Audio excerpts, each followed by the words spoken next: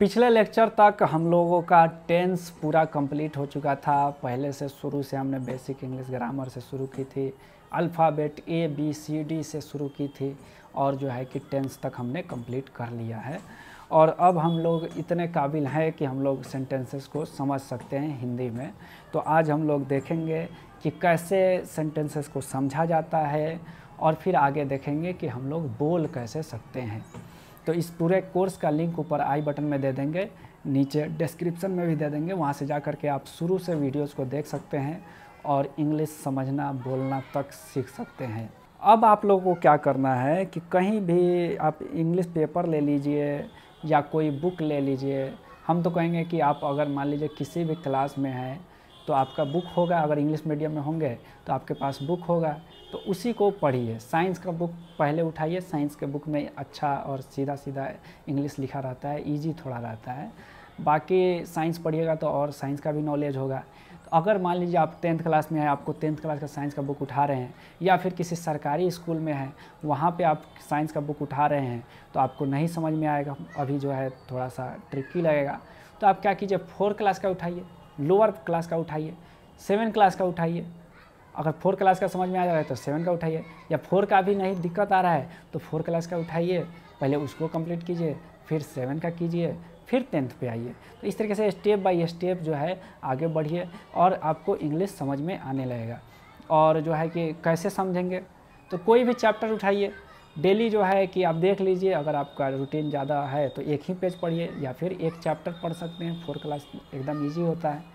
तो एक चैप्टर उठाइए कोई भी, जैसे कि यहाँ पे जो दिया हुआ है हमने दिया है, तो यहाँ पे जैसे उठाया हमने ये, तो जो है कि ये हमारा मान लीजिए कोई एक चैप्टर है। तो सबसे पहले क्या कीजिए कि वर्ड मीनिंग का जो कॉपी है उसमें इसमें से वर्ड निकालिए कि किसका किसका मीनिंग आपको नहीं पता है, उसको जो है उस वर्ड मीनिंग कॉपी में लिखिए। फिर जो है गूगल पे मिल जाएगा, गूगल से या फिर हिंखोज डिक्शनरी एक आता है, उसमें सर्च कर करके इन सब वर्ड का मीनिंग लिख लीजिए। फिर उसको जो है एक तरीके से याद कर लीजिए या फिर सामने रख लीजिए, अगर याद नहीं हो रहा है तो सामने रख लीजिए। फिर जो है स्टोरी को पढ़ना शुरू कीजिए, बुक को पढ़ना शुरू कीजिए। स्टेप बाय स्टेप शुरुआत में ये देखिए कि कौन सब्जेक्ट है, कौन हेल्पिंग वर्ब है, कौन नाउन है, क्या है, इस टाइप से देख देख के एक एक सेंटेंस को हिंदी में मीनिंग निकालने की कोशिश कीजिए। अगर जो है कि खुद से मीनिंग निकालिएगा तो उल्टा सीधा निकालिएगा, आपको लगेगा कि हाँ हम तो सही कर रहे हैं, लेकिन गलत कर रहे होंगे। तो क्या कीजिए कि गूगल लेंस करके ऐप आता है, उससे इसी पैराग्राफ को स्कैन कीजिए, उसमें लैंग्वेज आता है, लैंग्वेज चेंज करने का, उसमें हिंदी आप कर लीजिए, तो वो जो है ट्रांसलेट करके दे देता है। गूगल ट्रांसलेटर ऐप भी आता है, गूगल से भी कर सकते हैं, जैसे भी कीजिए, इसको ट्रांसलेट करके बगल में रख लीजिए और खुद से पहले कीजिए, खुद से पढ़िए, उसको ट्रांसलेट कीजिए और जो है कि देखिए कि हाँ हम सही ट्रांसलेट कर पा रहे हैं कि नहीं, सही समझ पा रहे हैं कि नहीं। और एग्जैक्ट ट्रांसलेशन भी करने की ज़रूरत नहीं है, एग्जैक्ट ट्रांसलेशन की ज़रूरत नहीं है।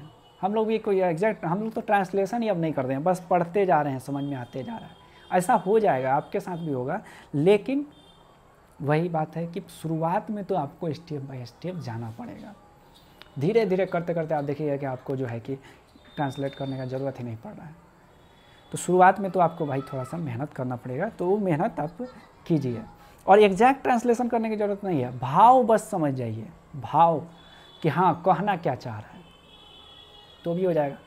अब जैसे कि हम आपको बता दे रहे हैं, हमको लगभग इसमें का वर्ड मीनिंग आता होगा, हमको जहाँ तक कुछ लग रहा है, कुछ नहीं आता होगा। जानबूझ के हमने इतना हार्ड ये जो है लिया है, ये बहुत हार्ड है, ठीक है। अगर हम चाहते तो इजी ले लेते, आप लोग को समझा देते, 4 क्लास का साइंस का बुक उठाते, उसमें से ले लेते एक पैराग्राफ, तो इजी रहता है। लेकिन इसको हमने जानबूझ के हार्ड लिया है और मैंने रिसर्च कर के लिया है ताकि इसमें हर एक लगभग टेंस जो है, बहुत प्रकार का टेंस इसमें आ जाए, ताकि हम आपको एक्सप्लेन कर सकें।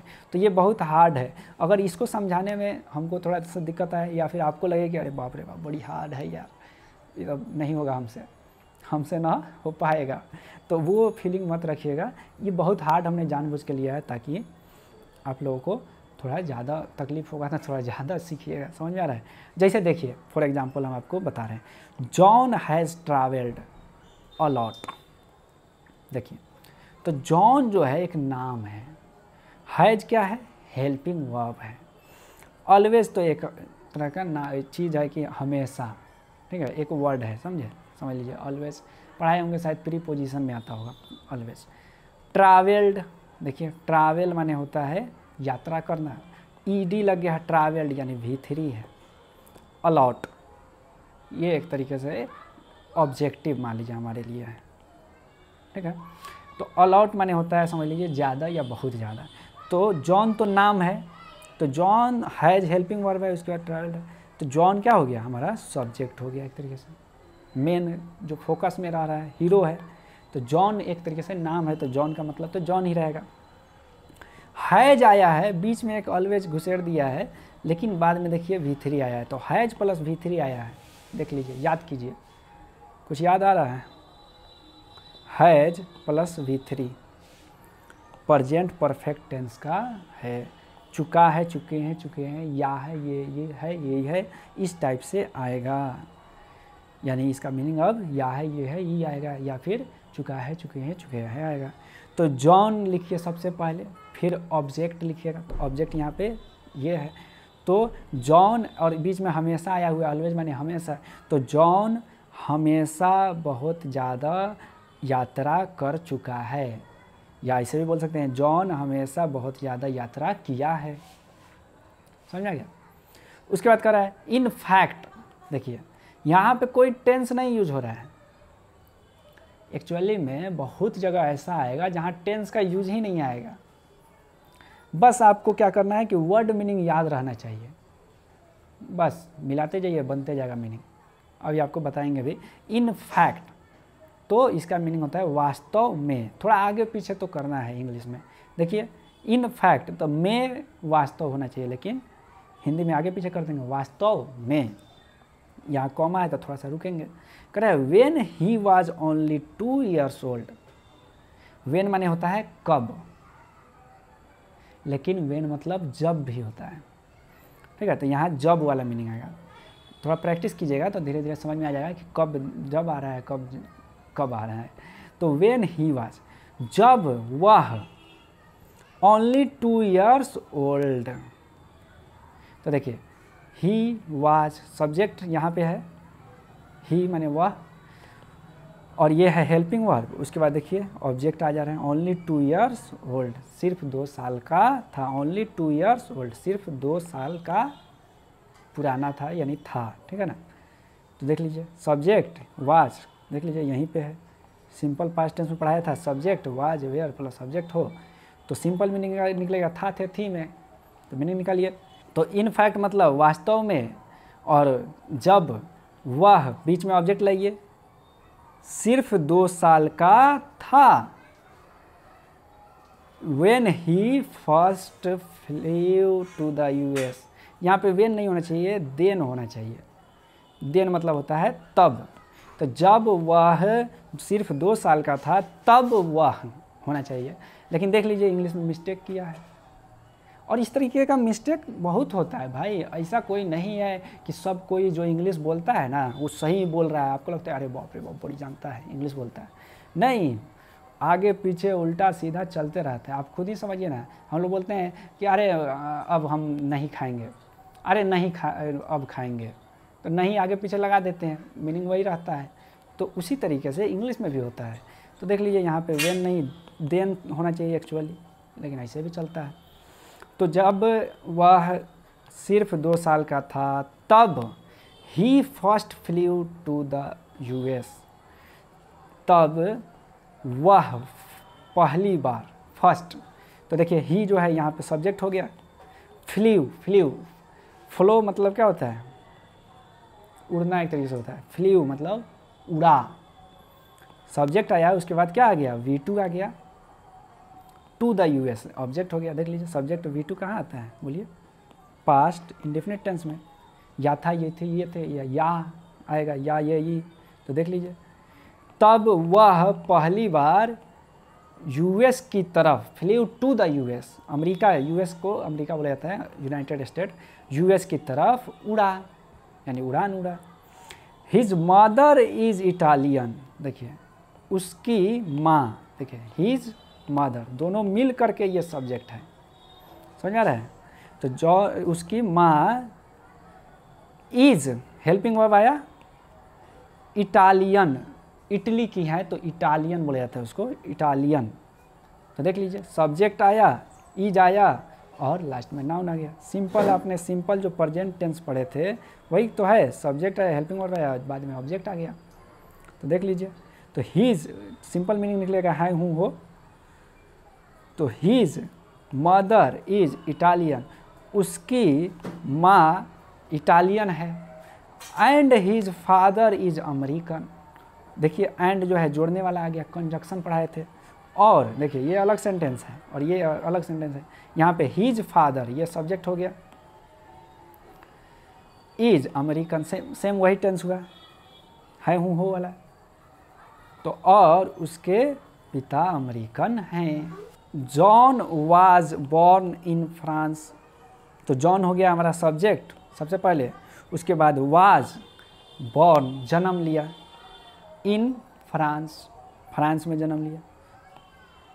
तो जॉन का जन्म फ्रांस में हुआ था, सिंपल है, जॉन का जन्म फ्रांस में हुआ था या जॉन फ्रांस में जन्म लिया था। बट हिज पेरेंट्स, लेकिन उसके पेरेंट्स, देखिए बट जोड़ने वाला आ गया, ये एक अलग सेंटेंस है और बट आ गया, लेकिन उसके बाद ये अलग सेंटेंस है। हिज पेरेंट्स यानी उसके माता पिता, ये सब्जेक्ट हो गया। हैड मेट इन कोलोगे, कोई नाम का नाम है, कोलोगने कुछ नाम है, तो हैड मेट देखिए हैड सब्जेक्ट के बाद हैड प्लस मीट का V3 मेट होता है। देखिए यहाँ पे हैड प्लस V3 आ रहे हैं, पास्ट परफेक्ट टेंस। तो जो है कि ये हो गया, उसके पेरेंट्स मिल चुके थे या मिले थे, तो उसके पेरेंट्स कोलोंग में मिले थे और कोलोंग को नाम दे रहा है, जर्मनी का जगह है Cologne, Germany. After they had been living there for 5 years, वहाँ मिले थे। उसके बाद वे लोग यानी वे दोनों, वे had been living there, had been V4, देखिए हैड बीन V4 यानी कि से रहे थे, है ना, मीनिंग निकलेगा। तो देख लीजिए आफ्टर, इसके बाद वे दोनों यहाँ आएगा, वे लोग भी हो सकता है, यानी यहाँ 2 आदमी है, उसके पेरेंट्स हैं माता पिता, तो वे दोनों, देयर माने वहाँ, तो कहाँ, जर्मनी में, यानी कि वे दोनों वहाँ 5 साल से, लिव माने रहना, रह रहे थे। निकल जा रहा है कि नहीं meaning. They met one day, उन लोग मिले एक दिन, वाइल माने जब। John's father was reading a book, John के पिता किताब पढ़ रहे थे। देखिए वाज रीडिंग है, जॉन फादर सब्जेक्ट हो गया और वाज रीडिंग है यानी रहा था, रहे थे। देख लीजिए इसमें से आया है, वाज के बाद V4 आया। तो जॉन के पिता किताब पढ़ रहे थे इन द लाइब्रेरी, यानी कि जॉन के पिता लाइब्रेरी में किताब पढ़ रहे थे। दे मेट यानी वे लोग मिले जब जॉन के पिता लाइब्रेरी में किताब पढ़ रहे थे। और his mother sat down beside him, his mother यानी उसकी माँ, ये सब्जेक्ट हो गया, सिट का सेट हो गया V2 आपको याद आ रहा है, V2 एक ही टेंस में लगता है, पास्ट इंडेफिनिट टेंस। तो उसकी माँ सैट डाउन बेसाइड हिम, उनके बगल में बैठ गई या ये गई। John travels a lot, John travels a lot, John बहुत ज़्यादा ट्रैवल, देखिए सब्जेक्ट आया और ट्रैवल्स V5 लग गया है, ट्रैवल मैंने यात्रा करना, यस लग गया V5, देखिए ये टेंस हो गया, सब्जेक्ट प्लस V5, तो ता है ती है लगेगा। जॉन ट्रैवल्स अलॉट, जॉन बहुत यात्रा करता है, क्योंकि, बिकॉज मतलब क्योंकि उसके पेरेंट्स भी बहुत ज़्यादा ट्रैवल करते हैं, देखिए मीनिंग निकल रहा है कि नहीं। तो इसी तरीके से आपको मीनिंग निकालना है। अब यहाँ देखिए as a matter of fact, तो ये जो है वास्तविकता में, as a matter of fact एक तरीके से पूरा एक सेंटेंस है, इसका समझिए डायरेक्ट मीनिंग होता है, एक तरीके से मुहावरा टाइप समझ लीजिए। तो इसका डायरेक्ट मीनिंग होता है कि वास्तव में। ये धीरे धीरे जितना ही ज़्यादा पढ़िएगा ना तो वैसे ही ये सब क्लियर होता जाएगा कि कहाँ कैसे मीनिंग निकालना है। John is visiting his parents, John अपने पेरेंट्स को देखने जा रहा है। देखिए इज प्लस V4 लग रहा है, समझ आ रहा है। तो इसीलिए हमने ये सेंटेंस ये सब लिया है, ताकि सब टेंस देखिए बार बार आ रहा है, तो इसीलिए हमने ले लिया है।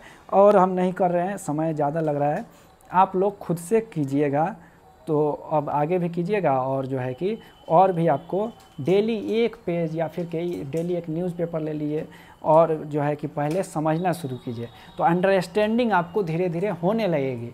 बाद में धीरे धीरे ऐसा हो जाएगा कि बुक रीड कीजिएगा, पढ़िएगा, खुद समझ में आ रहा है। उसके बाद आपको लिसन करना पड़ेगा, सुनना पड़ेगा।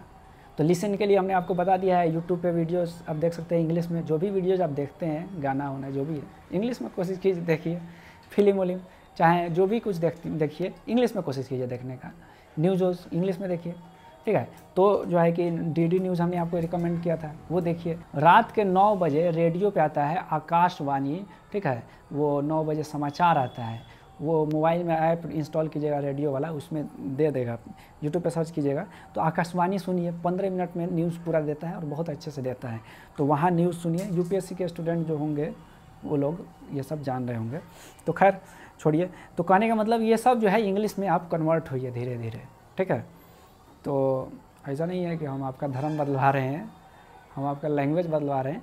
इसीलिए बदलवा रहे हैं क्योंकि इंग्लिश जानिए रहे हैं पूरी दुनिया में छाया हुआ है, और आप इंग्लिश में बहुत कुछ कर सकते हैं। बहुत सारी अच्छी अच्छी किताबें इंग्लिश में ही हैं, बहुत सारा अच्छा लेक्चर्स इंग्लिश में ही है।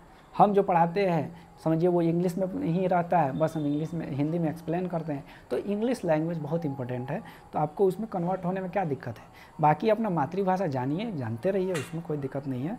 हम ये नहीं करें कि अपनी मातृभाषा भूल जाइए, ठीक है, लेकिन इंग्लिश को जानिए, मातृभाषा भी जानिए। हम खुद जो है भोजपुरी से बहुत ज़्यादा प्यार करते हैं, भोजपुरी जो है, और हम खुद ही घर पे भोजपुरी बोलना पसंद करते हैं।